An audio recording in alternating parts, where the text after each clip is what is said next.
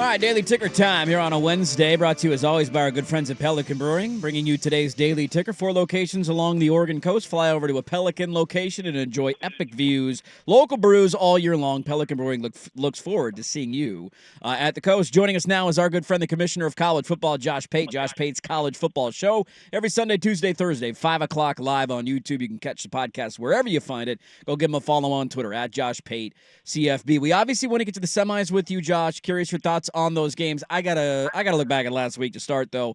I'm still having a hard time processing what the hell happened in the Rose Bowl. You were there in person. Have you wrapped your head around how that game went and what happened to my university? Apologies, sympathies. Thank you. I all of the appreciate above, that. et cetera, et cetera. Yeah, I just kind of watched it. I don't know what metaphor I want to even use, but it was the same way the Tennessee game felt, where you feel like you wish you could hit the reset button. You actually wish it was Xbox instead of real life, but it's not. And I mean, it was quick.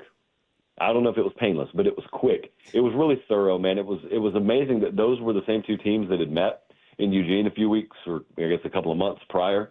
But it goes to show you, it's like a perfect encapsulation of why one game between teams does not always tell you everything you need to know. Like if I play you, if my team plays your team on a Saturday and I win 30-27, I was the better team that day. There's no proof I'm the better team. We do have to reward the winner on the field, but who knows, man? If we played 7 more times, maybe you'd win 5 of them, I'd win 5 of them. But I will say, Ohio State, I was there in the spring and talking to Ryan Day and his staff. They were really, really, really focused on making sure they peak in December. They were doing everything. Every bit of the energy in that place was built on making sure they peak in December. Well, mission accomplished so far, I would say, on that front. Yeah, I would agree with that sense. And I know you have a theme on the show. You always want to talk about the winners first. And I kind of want to ask you a question along those lines of, when you look back at it, how much of it, and maybe it's an even 50-50 split, maybe it's 70-30. I'm just curious of how much of that game has to do with Ohio State finally realizing their offensive identity. They've had the best roster in the sport all year. I don't think anybody would disagree with that. How much of it is just Ohio State being that good, as opposed to how much of it is Oregon with a bad game plan, coming out flat, a rust? Where do you kind of parcel through that pie chart of blame or criticism? Well, it's a little bit of both, which is the easiest cop-out answer ever. I think Oregon, defensively, I know there are things they wish they did different. In the run game, I know there are things they wish they did different. But my follow-up or my retort to that is, even if you had done all those things, how do you account for this, and this? And I just don't know that any team put on the field last week is answering Ohio State. Because think about this. The Tennessee game and the Oregon game, it's been over by the second quarter, basically. Yeah. So even if you do have initial answers, you would still have to deal with them in the third and fourth quarter, and you have to stop that, or you have to answer that for 4 quarters. I just don't know that anyone was ready to do that. Now, it may be that it plays out that way against Texas, and it plays out that way in the title game, and if it does, congrats, you just won a national title. The only lingering question to me now that the Rose Bowl's over is, can you really duplicate that kind of performance 4 weeks in a row, 4 games in a row? History in college football says that's really hard to do, but to me it's also really hard to see Ohio State being stopped right now. Yeah. We know Dan Lanning and Oregon elicit a reaction from people throughout college football. They've got a floating duck in a river. They say they do it mighty different, and then that happens. I'm curious, your friends are friendly with a lot of people in college football, a lot of people that have really strong opinions. What was some of the stuff you were hearing or talking about with people on the reaction to Oregon getting blown out, on Dan Lanning, the program, and their season ending that way?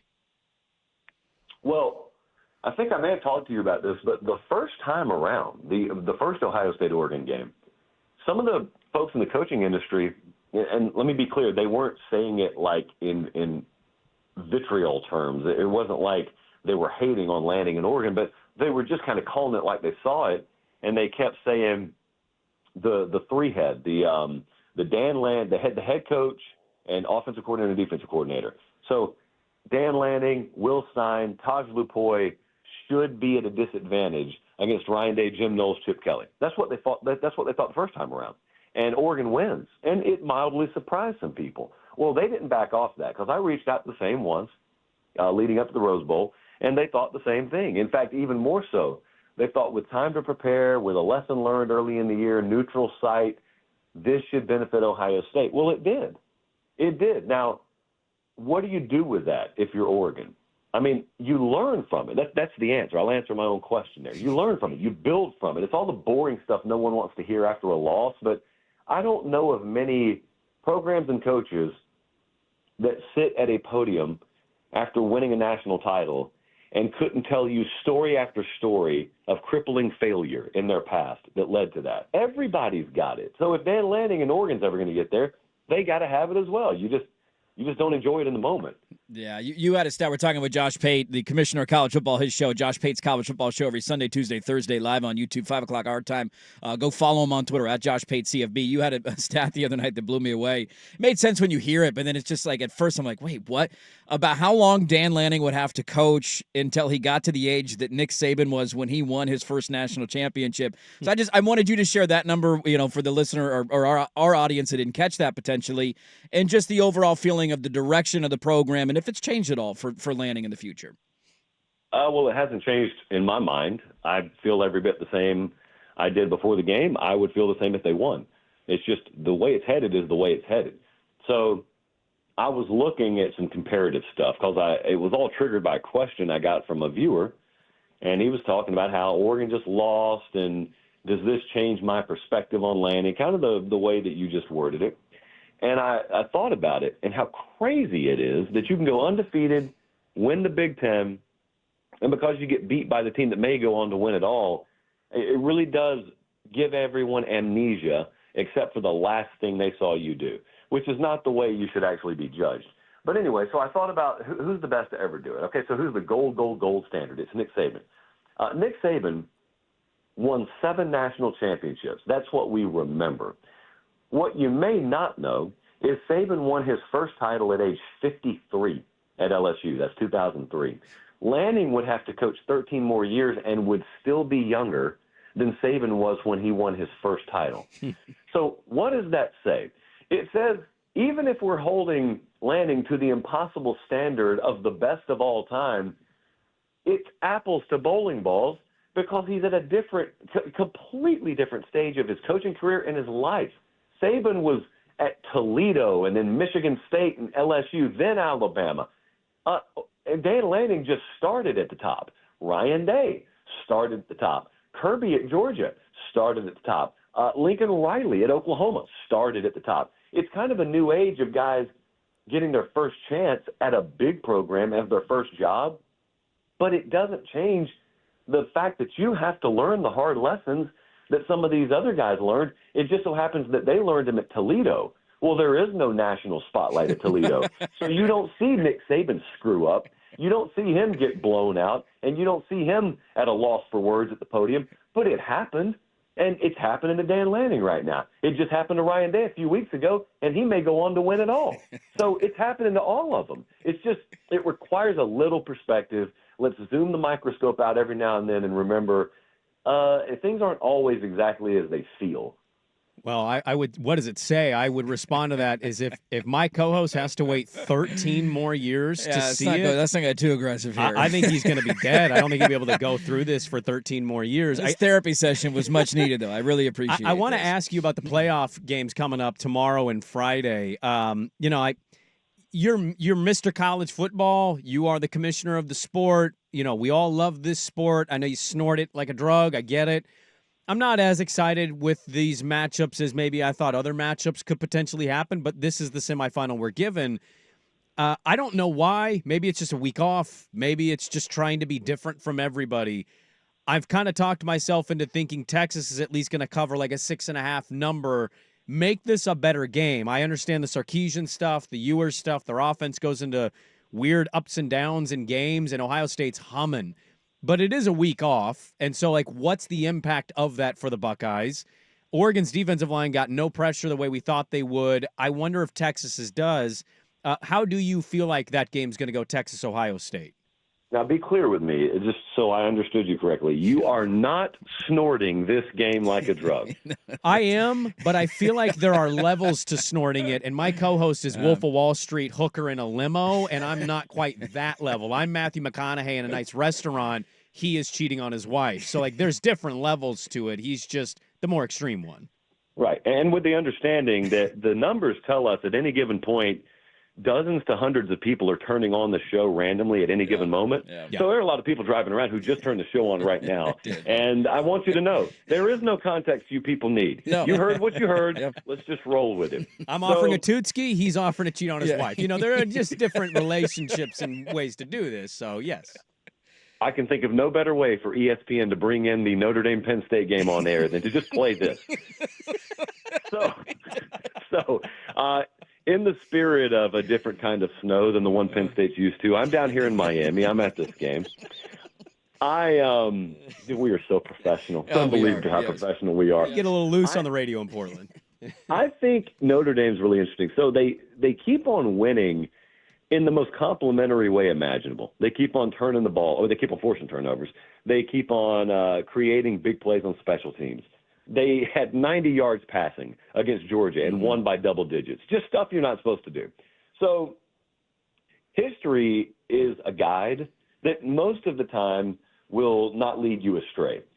History says you don't just keep duplicating that every week. History says eventually someone's +1 on you in the turnover battle. And if Penn State is that, they will win. Problem is, I thought Georgia would be that. I thought Georgia would time off to get that backup quarterback ready. I thought they would be that. They weren't. Notre Dame even victimized them. And so I'm picking Penn State in this game. Drew Aller's got a chance to really cement a legacy here. But, guys, if you think about this, it's like right in front of your face, so it may not be obvious. I just had it occur or dawn on me the other day. We're guaranteed to have a first-time winning head coach, national championship winning head coach here. So one way or the other, I have heard about all four of these guys, Franklin, Freeman, Day, and Sarkisian. I have heard at some point in the last year about all those guys, they can't win the big one. Well, someone's about to have the narrative shift. I never really fully bought into it with any of them. I think Franklin probably is still the biggest long shot in people's minds, but think about how differently, by default, we're going to talk about one of these guys. And if it's Freeman, you can crank up the NFL talk immediately with him, because I think he really feels like an NFL head coach. I really think he'd garner interest. Sark's getting a lot of that attention right now. I think Freeman would get a lot of that attention. Interesting. That would be wild. Finally winning the big game, and they're just saying, all right, Penn State, peace, I'm out. Go rebuild without me and have fun in the transfer portal. On the other game, I know we talked about it, Ohio State, the way that they're playing. Where are you at with Texas's offense? I just have a really hard time seeing the way that they navigate forward. Do we see more Arch Manning in this game? I know they came up with big plays when they needed to against Arizona State. I also think part of the reason they're here is they got an incredibly lucky pass similar to Penn State, and I wish my team would have lost the Big Ten title game. Does Texas have the firepower offensively to beat Ohio State? Look, I don't know. I don't think Quinn Ewers is 100%. I don't think he's been 100% for a while. In fact, I know that. I'm right about that. You'll see that after the year when the headlines come out. So I think a non-negotiable for them is, can they run the ball? So they ran the ball very well against Clemson, like to the tune of nearly 300 yards, and they won the game. It was competitive, but they won the game. They got badly outrushed the next week against Arizona State, and their offense kind of ground to a halt at times. And the problem is, not only does that mean you're not running the ball, it means a team that was in the 120s in quarterback pressure rate ended up sacking you 3 times and tackling you for loss 8 times. So if you can't run the ball, obviously that puts your quarterback in a compromised position, but even the bad pass rush team got after you. Ohio State's top 10 in that category. So they will bury Texas if Texas can't run the ball, and I don't know that Texas can run the ball effectively here. That is a non-negotiable. That is a non-starter. If they can't do that, this game gets out of hand early. But I will say this. This is probably the best group up front defensively that Ohio State has faced in the postseason. Yeah. It's the best group in the secondary. It's the best defense at not giving up explosives that Ohio State has faced. No one's even taken Ohio State to mid-second quarter in this thing. So if they get drug out into the deep end a little bit, it's not that they aren't equipped to swim out there, but at least someone maybe like Texas can make them prove they can swim out there. Having said that, I don't want to be the guy that jumps in front of the locomotive. Like, I'll hop the train, but I don't want to hop in front of the train. So I'm going with Ohio State here until proven otherwise. I know you love college. Quickly, Josh, how much do you dabble? The NFL's got their playoffs starting this week, and we got Wild Card Weekend, got some interesting narratives, divisional round just ahead. How into the NFL are you? You love football, you love college, but how NFL consumed is Josh Pate? Let me think. I don't know that I could tell you a single matchup. I would not know a single matchup in the NFL postseason. I am told the Titans did not make it in. And so the one benefit to that is our parking garage at our studios downtown, and a lot of Titans fans use it for parking on game days. Logistics were not an issue towards the end of the year. I got to tell you, it was not tough to get into the office the last few Sundays of the season. Wide open on Sundays. We enjoyed the drug talk, enjoyed the quarter zip last night on the show. Hope we get to see that again. Josh Pate. It was a little bizarre to see, to be honest. It took me a few minutes, and then I adjusted well, and I thought it looked great, man. Every Sunday, Tuesday, Thursday, live on YouTube. He's the commissioner of the sport. He's the best out there. Josh Pate, CFB on Twitter. Go give him a follow. Thanks as always. Enjoy the semifinals, and hopefully we can do this again soon. I appreciate it, guys. There you go. Josh Pate of Josh Pate's College Football Show. I think I actually shook him. The drug talk. I asked him. I think a drug talk threw him off a little bit. Yeah. He went to Penn State, Notre Dame because he was so thrown off by it. He did. I think they should open the broadcast that way, though. What are you guys snorting tonight? You snorting some college football? I wanted to say that's basically what McAfee's doing on ESPN. It's kind of what he's doing right now. Popular show now. You got McConaughey there on the Texas sidelines. He can. He's known to do that. Tootski. Have you guys followed the Kirk Herbstreit attempt at redemption? Have you followed any of that stuff of like him trying to pretend what he said the opening week of the playoffs he didn't say? What do you mean? He did a podcast with On3 recently. Remember, he went on that rant after Indiana lost. It was that first Saturday. Indiana played Friday. We played it on the show, and it was like, this is why records shouldn't matter. This is why we should find the 12 best teams. Oh, yeah. And he then went on that whole rant. And now he's pushing back on this narrative that he essentially said any of that and was advocating for any other SEC team to get in. There's audio. Point to me to where I said Alabama should be in the playoff. It's like, well, you didn't use the name, but you said Indiana shouldn't be in, and we shouldn't care about win-loss. You were suggesting. Like, what were you suggesting? South Carolina, Ole Miss, Alabama. It was one of those three. And you're telling us you weren't SEC biased? Like, it just, I don't know. The sport's in a weird spot. Semifinals continue tomorrow. Pelican Brewing brings you today's daily ticker. 4 locations along the Oregon coast. Fly over to a Pelican location. Enjoy epic views and local brews all year long. Pelican Brewing looks forward to seeing you at the coast.